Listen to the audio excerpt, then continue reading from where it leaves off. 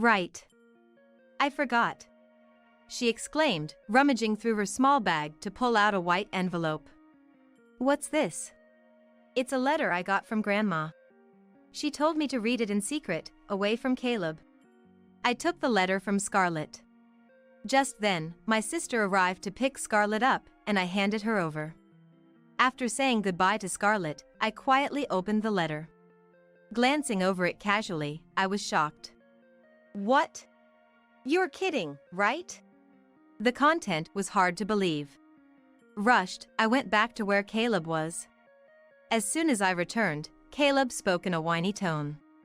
Hey Evelyn, I'm thirsty. Could you get me some juice or something? Ignoring his request, I swiftly flipped back the comforter and reached for Caleb's pants. What?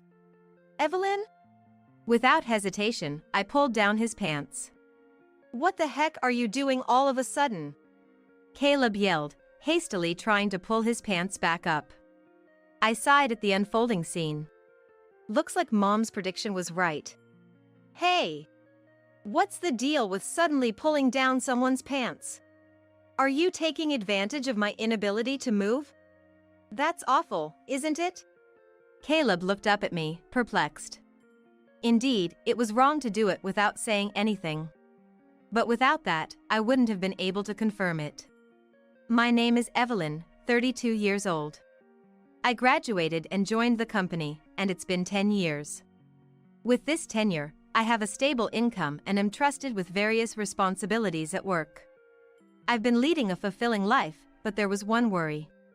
It's about my husband, Caleb, whom I've been married to for 5 years. Our encounter was at a friend's wedding. We just happened to sit at the same table. Ah, weddings are wonderful, aren't they? Really, they both look so happy. We didn't talk much, but I was impressed by how genuinely happy Caleb seemed for the bride and groom. Later, through a friend, Caleb made the first move, and we started dating smoothly. I want to marry you. After Caleb's straightforward proposal, we got married. The surprise came later. What? You've been divorced before? And you have a child? Yeah, and, you see, my ex-wife is demanding child support. Despite his divorce, his ability to genuinely celebrate others' weddings was, in a way, impressive. About the child support, isn't it just better to pay it? That's part of being a father, right? No, the thing is, I'm out of money this month. What? I had a sneaking suspicion that Caleb's income wasn't great. But I never imagined I'd end up paying child support for a child I didn't know with my salary. I rushed into marriage. I didn't regret marrying him, to be honest. But the real issue was Caleb's carelessness with money and his failure to see the problem. I quit my job again. He'd say with a nonchalant smile, time and time again. You quit. What are we going to do now? It'll be fine. You're working too, Evelyn. We'll manage somehow. He was the definition of relying on others. I didn't want him to depend on my money. Did he marry me for my money? I sometimes wondered. But putting money aside, Caleb wasn't a bad husband. He was a bit unconventional, but that was what made life exciting and fun. Feeling like something sweet. Want to hit the convenience store? Now? Yeah. On a weekday night, on a whim, we'd end up at the convenience store, just for sweets. All right. I'm not sleeping until I beat this game tonight. Okay. Sometimes I'd end up pulling an all-nighter with him over a game. It was honestly tough at our age, but I didn't dislike his spirit. That's why I couldn't leave Caleb, despite his financial irresponsibility and job instability. He wasn't cheating, at least. I thought, as I let things slide, and before I knew it, here we were. But then, just the other day, I saw it. An unknown young woman sitting in the passenger seat of Caleb's car. I, who had prided myself on believing he would never cheat, felt like I'd been hit over the head from behind. The shock of Caleb's potential infidelity amidst my complete trust. Should I confront him directly or act covertly? After much thought, I consulted my sister. Married with an 8-year-old daughter, she had an immediate answer. Obviously, you gather evidence quietly. She was adamant that there was no benefit in alerting him without solid proof. So, following her advice, I focused on gathering evidence. Eventually, it became clear that Caleb was frequently seeing a woman. Her name is Abigail. She was the daughter of the owner of a private clinic where Caleb was a client. They mostly met on Thursday afternoons, driving around in Caleb's car. And I managed to capture them entering a hotel together several times. I thought he was honest about women at least. Disappointment hit me before anger. Married life wasn't unpleasant, but it wasn't easy either. In addition to the child support, I found out about his debt. Both were from before our marriage. Things I should have known about or were none of my business. He married me without disclosing these facts. Wasn't it almost like being deceived? There were times when I thought that. And I took pride in the fact that he was faithful. I never imagined even that would be betrayed. I'll confront him with everything and then leave. Caleb, carefree and nonchalant as ever, probably had no clue I knew about his secret.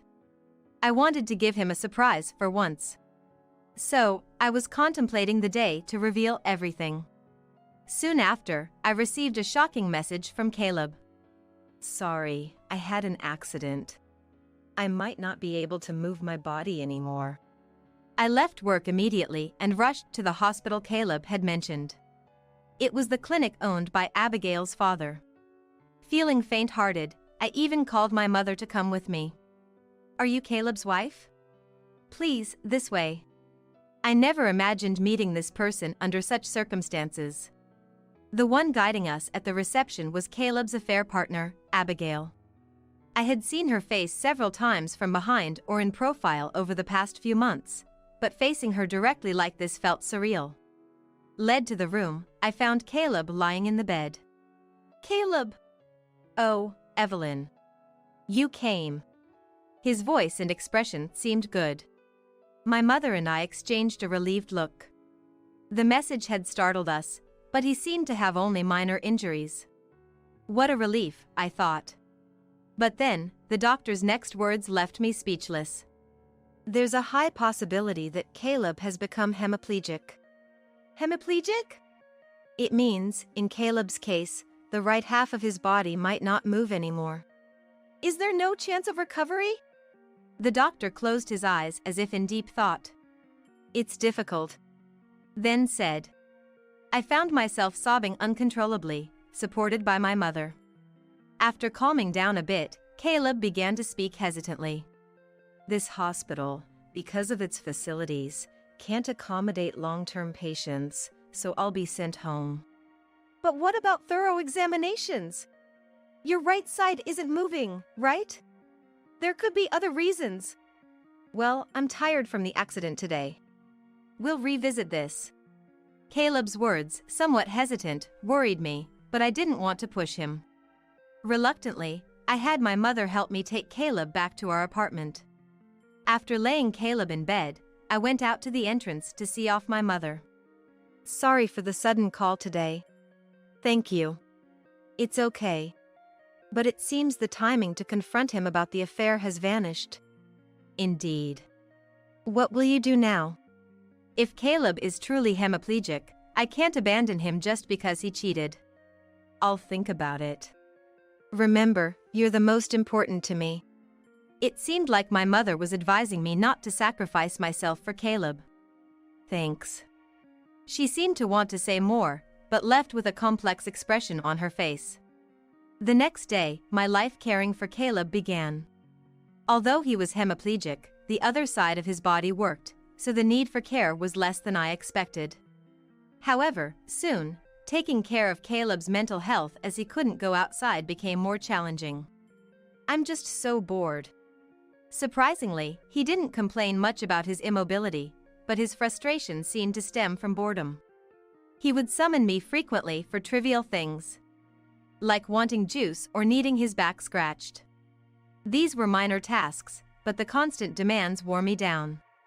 During such moments, my sister's daughter, my niece Scarlett, suddenly decided to visit our home.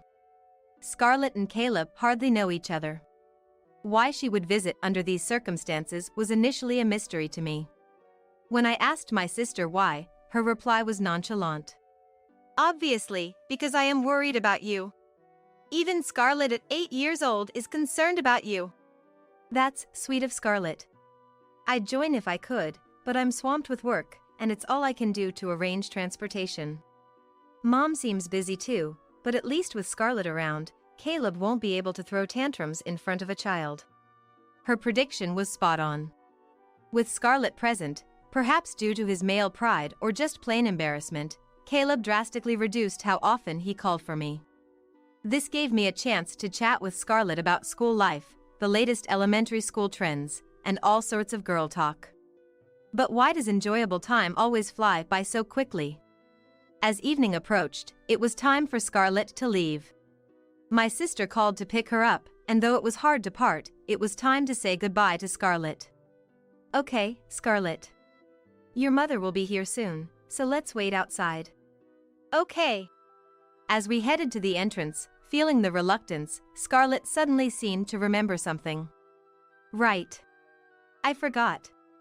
She rummaged through her small bag and pulled out a white envelope. What's this? It's a letter I got from Grandma. She told me to read it in secret, away from Caleb. From Mom? Thank you. I received the letter from Scarlett. Right then, my sister arrived to pick Scarlett up, so I handed her over. After seeing Scarlett off, I quietly looked inside the envelope. It wasn't mailed but delivered through Scarlett, which seemed overly cautious. What could it contain? I casually read through and was stunned. What? You're kidding, right? The content was too astonishing to believe immediately. But my mother wouldn't fabricate such a lie. If this is true, I need to verify it. I hurried back to Caleb. As soon as I returned, Caleb spoke in a coddling tone. Did Scarlett leave? Yes, my sister just picked her up. Got it. Hey Evelyn, I'm thirsty. Wake me up and get me some juice or something. Ignoring his request, I swiftly pulled back the comforter and reached for Caleb's pants. What? Evelyn? Without hesitation, I pulled his pants down. What are you doing all of a sudden? Caleb yelled, frantically trying to pull his pants back up. I sighed at the scene unfolding before me. It seems Mom was right. Hey! What's the deal with suddenly pulling down someone's pants? Are you taking advantage of my inability to move? That's awful, isn't it? Caleb looked up at me, bewildered. Indeed, doing it without saying anything was wrong. But I wouldn't have been able to confirm it otherwise. Hey! Are you listening? Caleb raised his voice again, seeing me silent and looking down. Seriously. This uncertainty about the future is unbearable. Maybe it's time to break up? I said his thoughts out loud, and Caleb looked at me in surprise.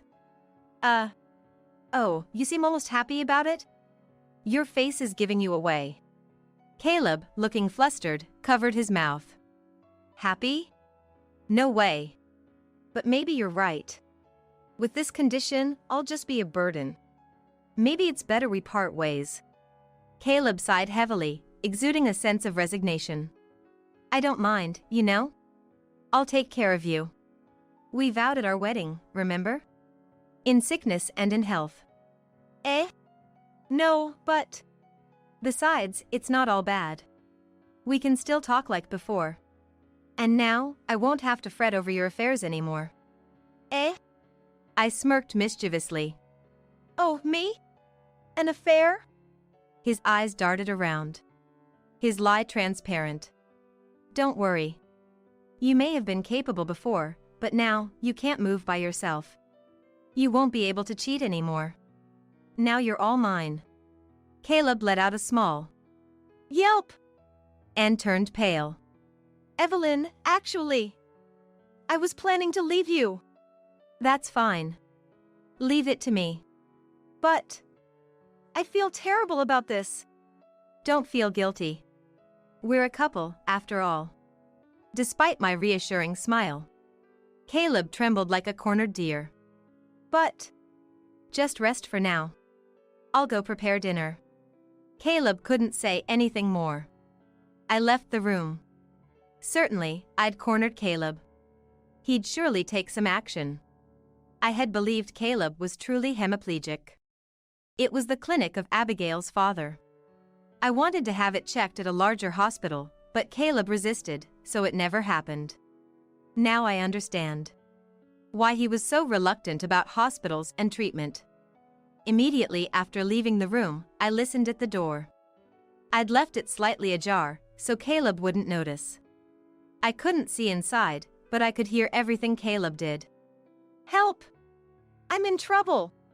Soon, I heard him speaking to someone. He was on the phone. Speaking softly, perhaps wary of me. "That's what she said. Before bringing up divorce, she insisted we won't separate. What should I do? Escape? Impossible. I'm too scared. She must know about you and me. She's unusually persistent about infidelity. She must know already." I heard it all. Now it was clear. Caleb was on the phone with his affair partner, Abigail. "Please!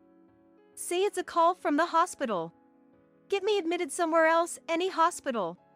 Otherwise, I don't know what Evelyn might do." As Caleb pleaded with the person on the phone, I knocked on the door. "Caleb? Are you on the phone? May I come in?" "Oh, I'll hang up now." After waiting a moment, I entered to find Caleb looking paler than before, lying in bed. "You look worse than before. Are you okay?" "Oh, I'm fine. Well, maybe not. Can you take me to the hospital?" "Of course, that sounds serious. I'll contact the hospital right away." "Ah, thank you." He looked genuinely relieved. Thinking this was his ticket out. He's sorely mistaken. The real game is just beginning. I'll expose everything about Caleb and Abigail at the hospital. Upon arrival, Abigail greeted us. "Caleb, are you okay?" "Abigail. Thanks. I'm feeling a bit off. After what happened, it's understandable." Abigail smiled knowingly and looked at Caleb tenderly. "Can I rest for a bit? I might even need to be admitted." He's not even a doctor to be making such decisions. But Abigail nodded understandingly and led us to a private room. "We don't usually do admissions, but my father will come to check on you when he's available. Please wait here until then." About half an hour later, Abigail returned with a doctor. I had met him before. He's the clinic's director, Abigail's father. "You're feeling unwell?" "Yes." Their exchange of glances was awkward. As Abigail's father raised his stethoscope to his ears, I raised my hand. "Let's cut the act, shall we?" "What?" Caleb, Abigail, and her father. All froze, except for me. "Evelyn, what are you suddenly saying?" Ignoring Caleb's protest, I grabbed his pants like before and yanked them down forcefully. "Whoa! What are you doing? Stop it!" Caleb scrambled to pull his pants back up. "As I said before, something's off, right? Are you worried that if I become hemiplegic and useless as a man?" "I see. You were only after my body. I'm disappointed." Caleb pretended to be upset, not noticing the expressions of the others in the room. "After your body? Unfortunately, I'm not as lewd as you guys." "What did you say? You still haven't realized?" "Realized what?" As Caleb tilted his head, Abigail whispered in his ear. Finally understanding, Caleb's eyes widened in shock. "No, this is, well, that." "Hemiplegic? You move too quickly for that. Everything's been exposed. Why keep up this poor act?" The letter from my mother had only a few lines. "I've looked into it, and there's a high chance Caleb's hemiplegia is an act, perhaps a lie to leave Evelyn. Maybe try pulling down his pants to see his reaction." Following my mother's advice led to this revelation. In a panic, Caleb, who was supposedly unable to move his right hand, easily pulled up his pants. "So it was all an act from the start?" "No, that's not." Explain everything. Sweating profusely, Caleb complied. The day of the accident, the person riding next to Caleb in the car was Abigail. They were in the midst of an affair. The injuries were minor for both of us, but the car was badly damaged. I thought if the police got involved, Evelyn would find out. So I figured if I pretended to be severely injured, I could cover it up. The absurdity of it all left me speechless. Did you think you could keep up such a ridiculous life forever? No, Or was it all to hide your affair? That's not it. Before Caleb could respond, Abigail interrupted. Caleb was just trying to spare you the pain of a breakup. After all, finding out about an affair during a drive would be humiliating. So he told a kind lie about being hemiplegia, hoping for a smooth separation. Kind? How is cheating with someone much younger than himself, and then lying about it, kind? Stop it. Our love is real. Abigail said this proudly, but Caleb, shrinking in the background, looked like his elaborate lie had caught up to him. Is that so? Then you should have been upfront about it. Right, Abigail's father? Abigail's father flinched. His forehead glistened with more sweat than Caleb's. The moment I realized the hemiplegia was a lie, I had a lot to say to you. Me? What might that be? Abigail's father looked at me with a forced smile. Perhaps he couldn't abandon his daughter. I felt sorry for him, but as a doctor, he did something he shouldn't have done. I guess you just listened to your daughter's pleas, but how did you feel watching me break down in tears? Don't you have any professional pride? Wasn't it empty to go as far as forging a medical report? Abigail's father seemed to catch his breath. He began to speak, carefully choosing his words. That wasn't forgery. It was a diagnostic error. How could such an obviously healthy man be mistakenly diagnosed as hemiplegia? He probably wanted to insist it was a mistake, not malicious forgery. Well, as for me, it doesn't really matter. Fortunately, I have relatives in both the medical and legal fields, so I'll be consulting with them. What? You can't. Abigail's father's complexion changed. Understandably so. For a private practitioner, reputation and client reviews are crucial. If it became known that he dirtied his hands as a doctor just to unite his daughter with her affair partner, the clinic's reputation would undoubtedly hit rock bottom. Please, have mercy. There's no mercy here. I'll have my lawyer discuss the details with you later. Since Caleb seems to be in good health, please go back to your duties. He was hardly in the state of mind for work, but it was true that other patients were waiting. The calls of the nurses had been audible for a while. Yet, Abigail's father, who had been reluctant to leave, was finally forced out by me, barely able to walk, and exited the room. That left Abigail, Caleb, and me. In the silent room, I reconsidered the situation. On the day of the accident, Caleb was with Abigail, engaged in their affair. Right after the accident, given the proximity to the scene, they sought medical attention at Abigail's father's clinic. Perhaps it was then that Abigail conceived the idea. Could she keep Caleb for herself this way? It's unclear if Caleb had contemplated divorce, but it's unlikely all this was just to conceal an affair. It's more probable that Abigail persuaded him. For Caleb, who always wanted to quit his job, the allure of a doctor's daughter, a sign of wealth, was irresistible. Moreover, claiming hemiplegia would serve as an excuse to leave his job. He probably thought that if he used this as a pretext to break up before the affair was exposed, everything would neatly resolve. But that was a flawed plan from the start. I knew about their affair even before Caleb's accident. Though I lost the opportunity to confront them amidst the confusion of the accident, now that their lies were exposed, I had all the leverage. There was plenty of evidence. Well then. I looked slowly at the two of them. Caleb was sitting on the bed, and Abigail stood beside him. Regarding what comes next, I want a divorce. Surprised by my statement, Caleb and Abigail exchanged looks. A divorce, is that okay? Okay or not, I've known about your affair for a long time. I've been preparing to leave since then. Caleb looked conflicted, and Abigail's eyes sparkled. So Caleb and I can be together. We don't have to meet in secret anymore. Despite their bold meetings, it seemed they had been trying to keep it discreet. Yes, after we divorce, you're free to do as you please. However, there are conditions for the divorce. Conditions? Abigail frowned in confusion. Yes, don't worry, it's nothing serious. First, I'll be seeking compensation from both Caleb and Abigail. Additionally, there will be no division of assets. I'll be keeping all the savings. That's all. Isn't that a bit unfair, Evelyn? Unfair?